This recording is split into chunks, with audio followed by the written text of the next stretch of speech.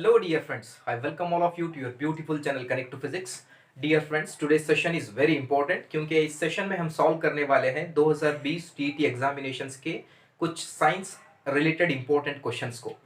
यहाँ पे आपको इसका आंसर ही नहीं, साथ में इन डिटेल में एक्सप्लेनेशन दिया जाएगा हर एक क्वेश्चंस का।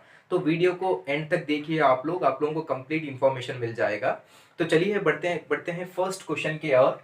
जो फर्स्ट क्वेश्चन था आपका साइंस के related, Curie temperature of cobalt is. यहाँ पे आपको एक मटेरियल दिया गया है कोबाल्ट, इसका क्यूरी टेम्परेचर पूछा गया है आपको।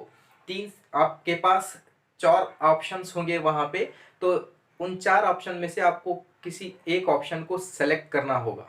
तो फर्स्ट मैं आपको बताता चलूं, क्यूरी टेम्परेचर उसे बोलते हैं। मान लो आपके पास एक मटेरियल है कोबाल्ट, ठीक है। यहाँ पे एग्जांपल के तौर पे लीजिए कोबाल्ट। ये कोबाल्ट का जो नेचर है फेरोमैग्नेटिक नेचर। जब आप इसको हीट करेंगे, due to that heat ferromagnet से ये पैरामैग्नेटिक बन जाता है। जब एक मटेरियल फेरोमैग्नेट से पैरामैग्नेट बन जाता है, उसी को ही कहते हैं क्यूरी टेम्परेचर।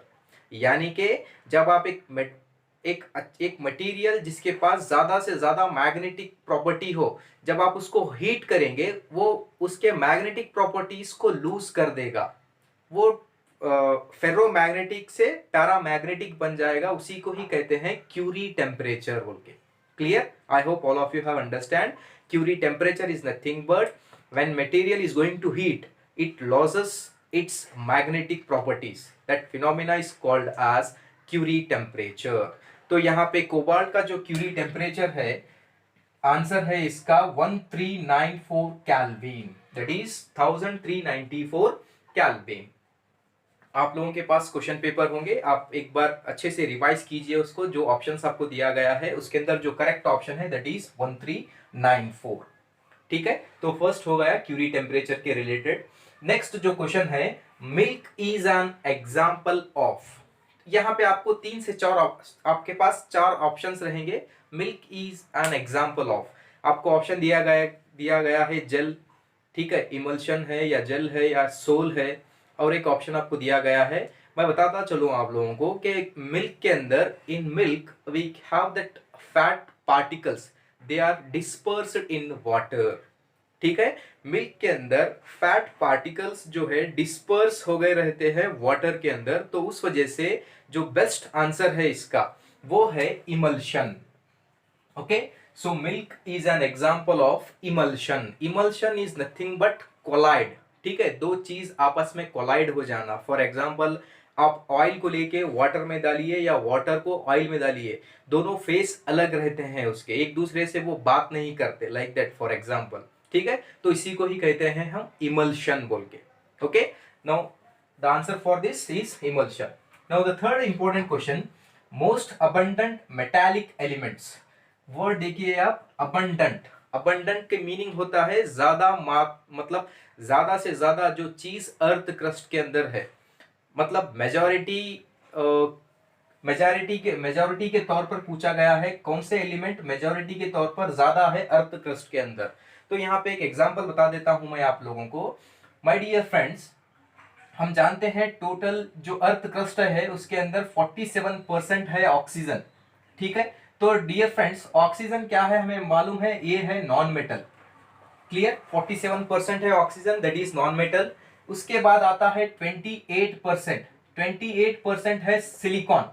सिलिकॉन क्या है हमारे पास, मेटालॉइड्स है सिलिकॉन। ओके, सिलिकॉन को हम बोलेंगे मेटालॉइड्स। मेटालॉइड्स मतलब मेटल और नॉन मेटल के बीच में के प्रॉपर्टी को बोलते हैं मेटालॉइड्स बोल के। 47% हो गया ऑक्सीजन, 28% है सिलिकॉन, और 8% है एल्यूमिनियम। ठीक है, आपके पास 8% है एल्यूमिनियम, और 3.5 to 4% है iron. Okay, and 3% is calcium and 9% is other minerals. तो यहां पे हमारे को पूछा गया है मेटालिक एलिमेंट्स। तो मेटालिक एलिमेंट्स की जब बात होगी, ज्यादा से ज्यादा हमारे पास एल्यूमिनियम और आयरन की मात्रा ज्यादा है अर्थ क्रस्ट के अंदर। ठीक है, तो यहां पे अगर आप अच्छे से अगर इस टोटल ग्राफ को समझेंगे, मतलब अर्थ क्रस्ट के 47% ऑक्सीजन है, 28% सिलिकॉन, ठीक है, 8% aluminium, 4% iron, 3% calcium and 9% is other elements. Then you can easily identify that what means majority carriers जो मेटल्स है कौन से है बोल के बोले तो वो है एल्यूमिनियम एंड आयरन। ठीक है, ये हो गया third question.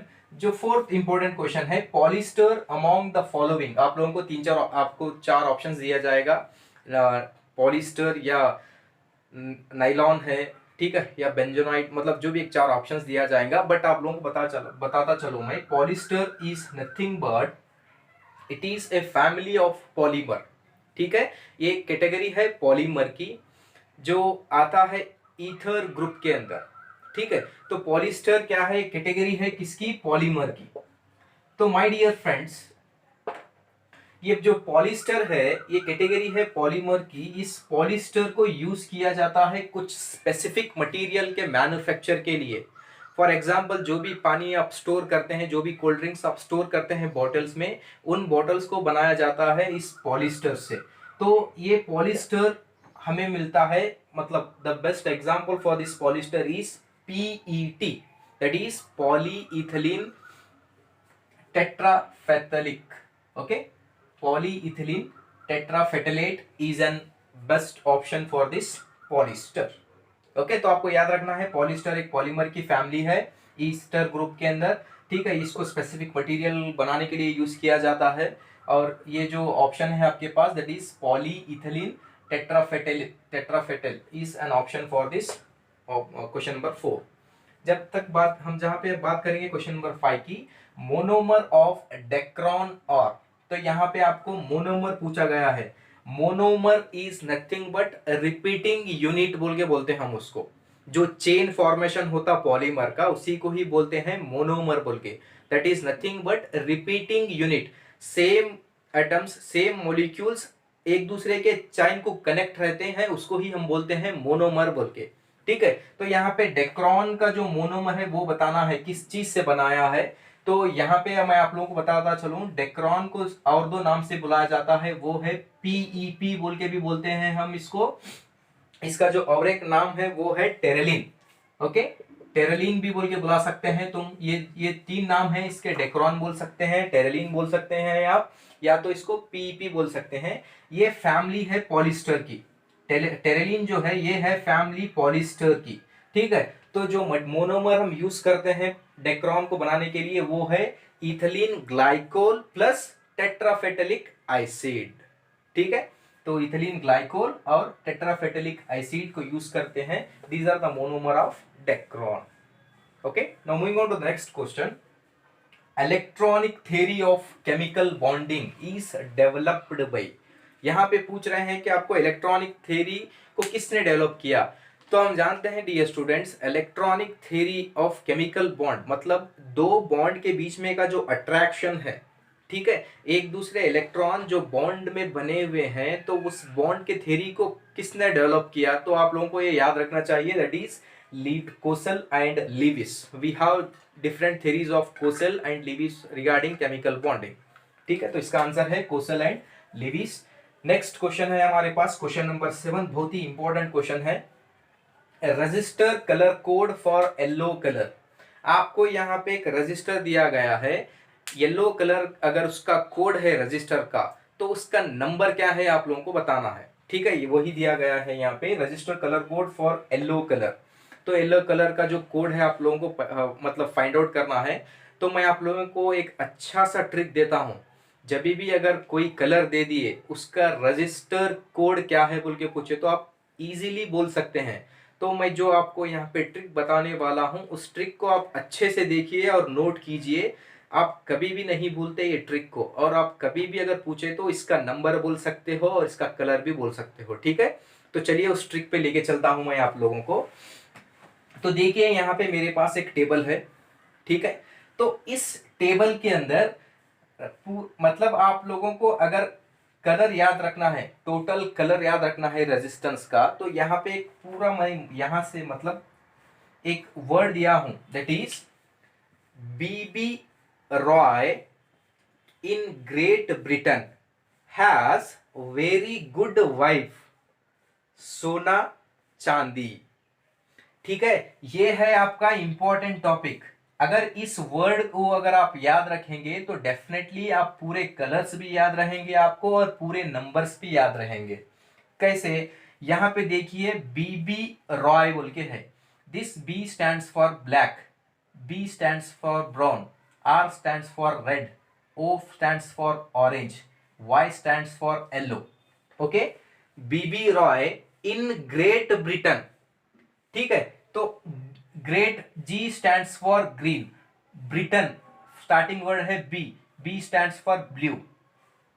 In Great Britain has very good, ठीक है, वेरी जो स्टार्टिंग वर्ड है वी उसका है violet, good starting word is G that is grey colour, wife का स्टार्टिंग वर्ड है डब्ल्यू इसका कलर है व्हाइट, सोना हम जानते हैं उसको बोलते हैं गोल्ड, चांदी इज नथिंग बट सिल्वर।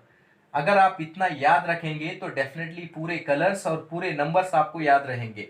तो जैसे ही आप कलर्स के नाम लिख दिए, यहां से 0 से लेके 9 तक आपको नंबर लिखना है, वो नंबर आएगा टोटल व्हाइट तक। ठीक है, तो यहां तक अगर आपको नंबर याद रखेंगे तो इतने ही नंबर पूछेगा। तो आप लोगों को 0 से लेके 9 तक यहाँ पे नंबर लिख दिए। फॉर एग्जाम्पल अब देखिए यहाँ पे क्वेश्चन में क्या पूछ रहा है आपको, register colour for code yellow colour पूछ रहा है। तो येलो कलर कहाँ है? यहाँ पे येलो कलर का नंबर कितना आ रहा? 4। तो आंसर क्या आ गया हमारे पास? Resistor for colour code yellow code is that is option number this, that is 4 is answer for this. तो उस वजह से BB Roy in Great Britain has very good wife sona chandi. अगर इतना याद रखेंगे तो आप उसके कलर के नेम और कोड, ये है इसके कोड। ठीक है, दीज आर द कोड। 0 से लेके 9 तक अगर लिख दिए तो पूरा रजिस्टर का इंफॉर्मेशन आपको मिल जाएगा। ठीक है, तो ये था रजिस्टर कलर कोड कैसा फाइंड आउट करना बोल के। नेक्स्ट है question number 8, the mineral which reduce the storage of cholesterol and helps the synthesis of insulin and enzymes। कौन सा मिनरल है जो कोलेस्ट्रॉल को रिड्यूस करेगा, साथ में इंसुलिन और एंजाइम्स को सिंथेसिस करने के लिए यूज किया जाएगा? तो उसके लिए आंसर है जिंक। ओके, तो माय डियर फ्रेंड्स, ये थे आज के साइंस के इंपॉर्टेंट क्वेश्चन। इन क्वेश्चंस को लिया गया है 2020 के टीटी एग्जामिनेशन से।